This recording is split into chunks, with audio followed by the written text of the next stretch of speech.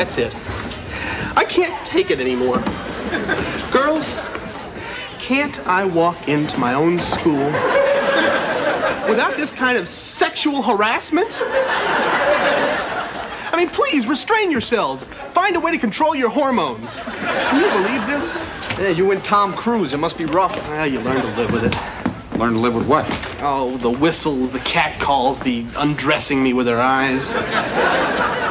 Must be rough. Undressing him? It's not only rough, it's an all-day job. Okay, yesterday we were talking about Gandhi and Thatcher, so I'd like a short essay on women in America who have exercised power. This will be fun. We haven't done the Woman in Power essay in over a year.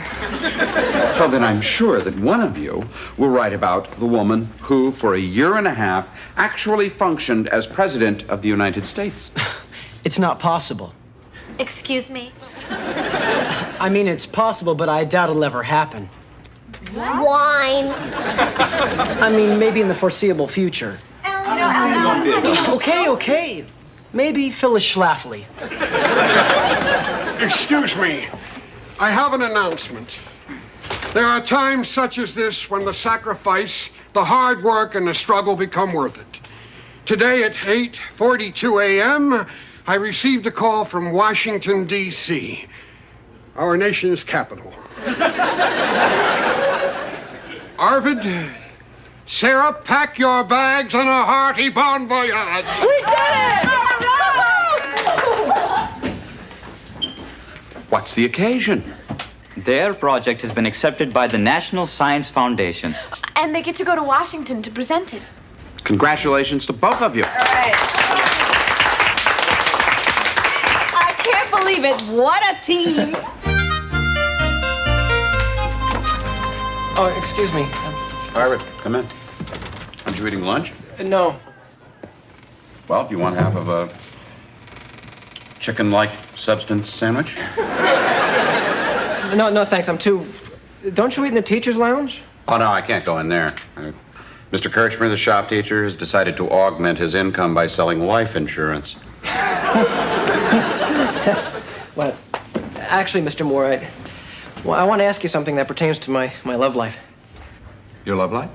Well, you were there. You saw the hug. You and Sarah? Well, see, when we hugged each other, I felt something.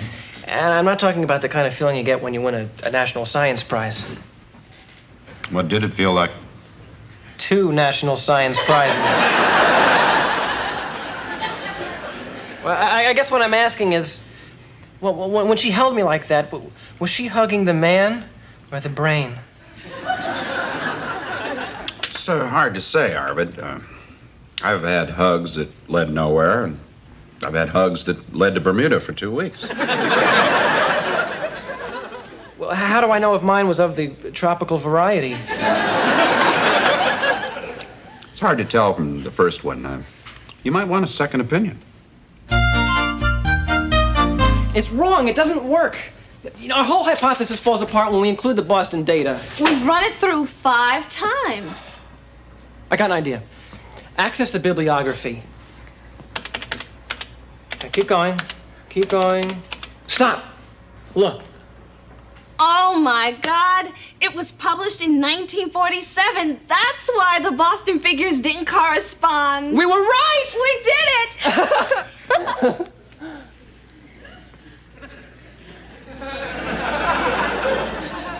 Yeah, it definitely works. You and me working together, we make a good team. Yeah, we do. Well, let's get back to work.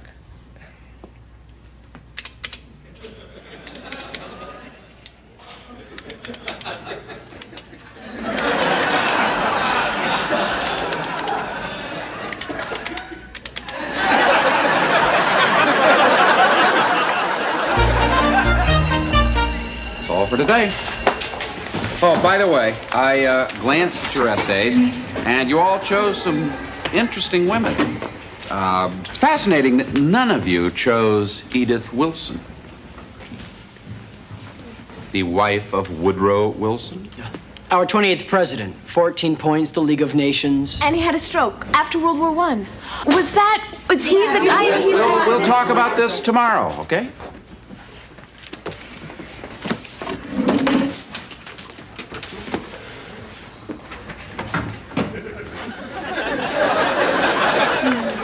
Sarah, I don't know. There's something about him. Well, he's kind of cute. Are you talking about Arvid? I know it's strange, but I'm starting to feel attracted to him. Are we talking about Arvid? The way he squints and pushes his glasses up with his finger. You know how drippy that is? Now it's a turn on. The clothes, the pocket protector. I'm getting into it. Are they talking about Arvid? Oh, it's okay, Mr. Moore. It's for her.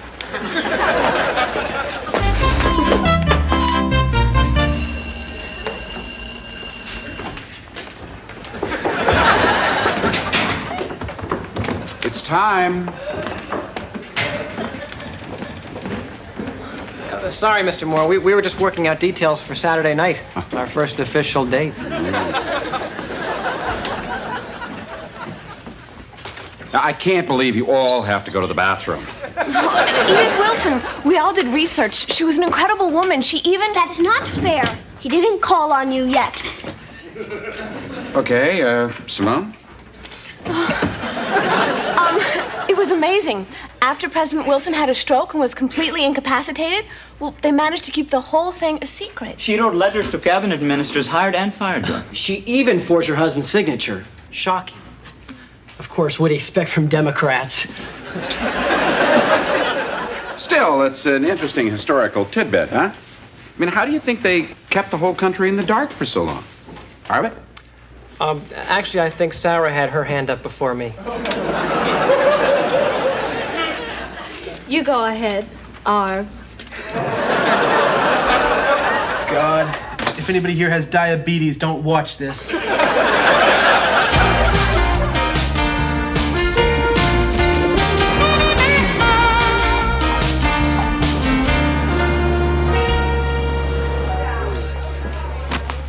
Stop it.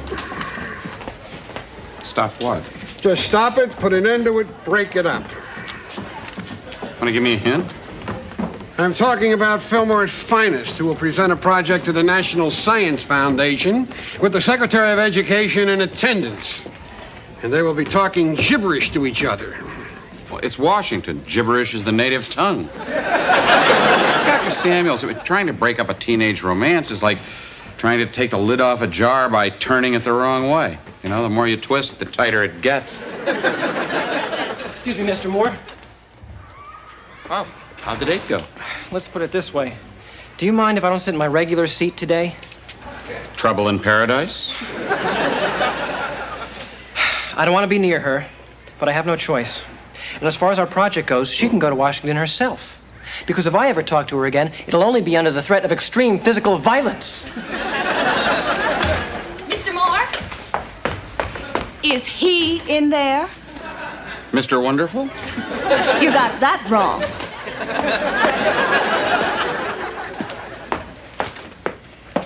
I knew it wouldn't last.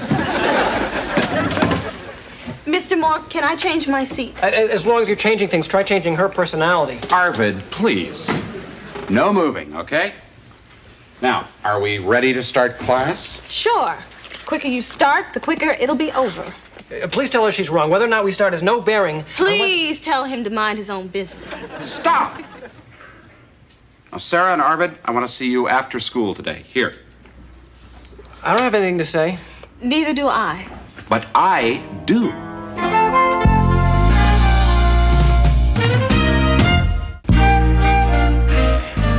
Okay, I'll get right to the point. There seems to be a little tension between you two, and it's interfering with classwork. I think we should talk about it.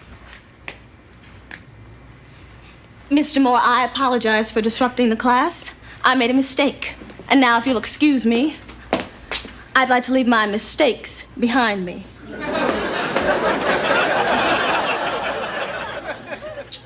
First she steals my heart, then she steals my speech. What happened Saturday? Well, remember Sarah, my good friend? Sane, generous, sweet, uncomplaining? Yes. It's all a lie. Mr. Moore, in the name of historical accuracy, I decided to come back and counter his opinions with my facts. Well, your so-called facts will turn out to be as worthless as Foster's commentary on the Heisenberg principle. How dare you? Just calm down, okay? Let's see if we can straighten this out. Tell me about the date. We started out going to a movie. It turned out to be this 4-hour epic about this 10th century Chinese family that goes through some kind of time warp and ends up in the advertising business in Manhattan. It was a double feature, Arvid. 2 movies. You fell asleep.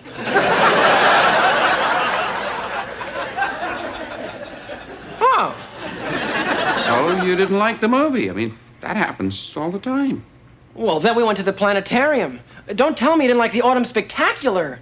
No, I liked it, and I told you so. It was what happened afterwards. We went straight to dinner, a great place. The Constellation Room. Is that near the planetarium? In the planetarium. It was the cafeteria. They know me. I suffered through the star show, and then we hit the cafeteria, where he almost dumped my tray into my lap. But I smiled through it, and then all of a sudden, he started getting very possessive. Tomorrow we'll go to the Museum of Natural History, and then afterwards we'll check out a couple sci-fi bookstores, and then on Monday, Tuesday, and Wednesday we shouldn't go out. I agree. We'll just study together. And on Thursday... Thursday, I have my painting class. No problem. I'll come along and watch. No, Arvid, I usually go out with my friends from the class afterwards. What? You don't want me to go, right? Do we have to spend every minute together? Yeah. Well, don't you want to? No. I think we should spend some time apart. Are you telling me it's over? After that, he got real obnoxious. Oh, I knew it. It would have been cheaper for me if you ordered the special. I'll pay you back. Oh, no, it's okay. Just make sure you eat all of it. That's not the way it happened at all. We were having a lovely meal, and she started picking me apart. Did you have to wear a pocket protector tonight? It's my good one.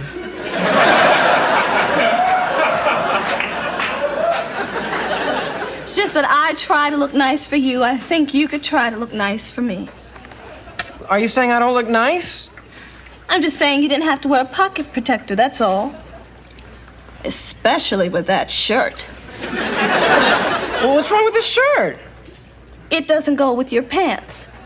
Or anything else in the world. Not true. We were talking about clothes, and then he turned on me. Well, let me tell you some of the things that you should change. Like what? Your attitude. Your hair. Your behavior in a restaurant. For the last time, this is not a restaurant. Well, whatever it is, I don't know what I'm doing here with you. Well, there's a way to take care of that. Oh, yeah? Oh, yeah? Hey.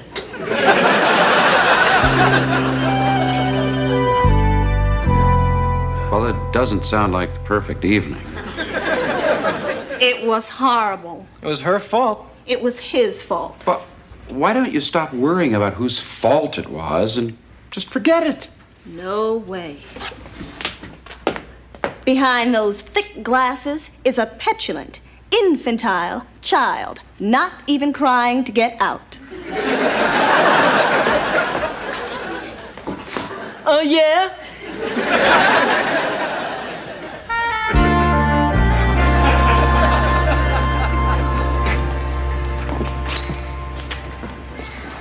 You know, I keep forgetting they're just kids. I mean, they're so smart. Emotionally, they're just kids. What are you talking about, Charlie? Oh, Sarah and Arvid. Oh. If it were you and me, I mean, say the school inoculation records got all mixed up, and so it was our job to straighten them out. Well, we'd spend a huge amount of time together, you know, take our meals together, work late at nights. Yeah? Well, then so say a relationship developed. I could see that happening. Yeah, because we spent a lot of time together. And we just sort of fell into each other's arms and... But then it ends. I mean, it is over. So we go back to our normal school life. I mean, you wouldn't stop saying hello to me when I passed through the office. Yes, I would. Why? Well, you had no right to turn a working relationship into a sordid affair. You knew that I was vulnerable and you took advantage. And now that it's over, you expect me to pretend that nothing happened? No! I say no, Mr. Charles Moore. No, this is a hypothetical. No, I don't wish to discuss it any further.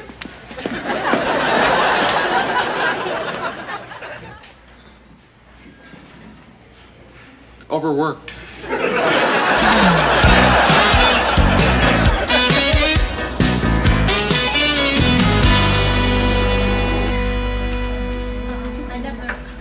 I've never heard of that though. No.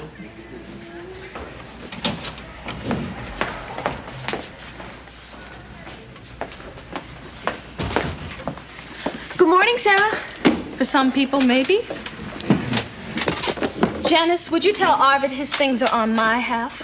Arvid, your Janice, would you tell Sarah it's an optical illusion? Sarah. Well, why don't we just make it official?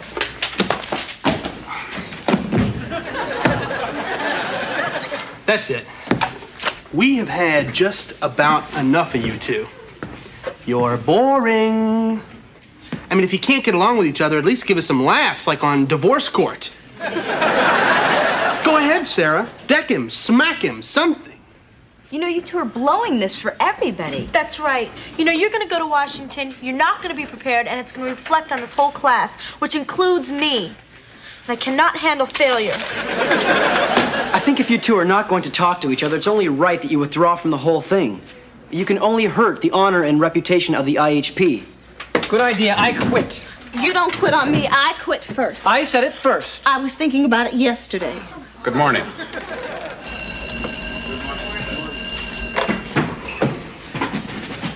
Before we begin, there is one little thing I forgot to tell you about Woodrow Wilson. Mr. Moore, there is nothing you haven't told us about Woodrow Wilson. Except this one little thing.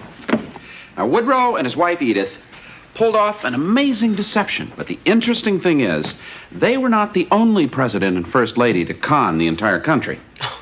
You know, you go too far, Mr. Moore. I mean, so he's a little deaf, and maybe he shouldn't have divorced Jane Wyman, but he's still a good guy, and he's completely in charge. I was talking about Franklin and Eleanor Roosevelt. Oh. Oh, sorry. They accomplished perhaps more than any other couple in the White House, and they had the entire country thinking they were happily married. They weren't? No, the passion was gone. But the friendship and the respect lingered. See, what brought them together in the first place lasted for the rest of their lives. And instead of becoming bitter and angry, they found a way to hold on to that and make it work for them. Would you two make up so we can finish the year? Okay, for the sake of the project, I apologize. Okay, me too, for the sake of the project. Okay, so where were we? They didn't mean it. No, but they will. Well, wait, can you explain that? Explain that. Well, in front of everyone? We have no secrets. Well, let me tell you a story. This couple goes to Las Vegas. They've only got $10 between them. The husband says, "Give me the 10, honey. I'm going down to the casino. Trust me." So she gives him the $10. He goes down to the casino, goes to the blackjack table. Right away, he's up. He's got $100. Feels pretty good. Goes over to the craps table. He's on a roll. $10,000 in his hands. Feels really good. Decides to play some baccarat. Insanity. $100,000 in his hands. So he takes $10 out, puts it in his pocket, goes over to the roulette wheel, puts it all down, whole thing. Says, "Give me black 14. Bingo. Red 8. Nothing. Goes home, walks in. Wife says, "How did we do?" Says, "Well, broke even." Now, maybe that's what happened to you two. You broke even. Well, yeah, maybe we even came out ahead. Yeah. Friends? Friends.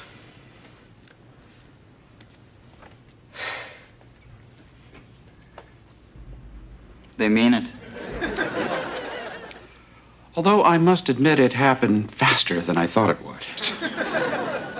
We're very bright, Mr. Moore. We got stuff right away. See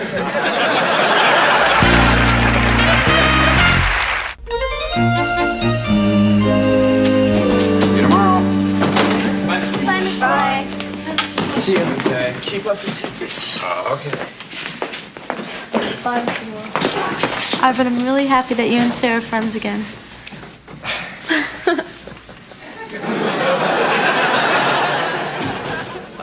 Maria, did you feel anything just now?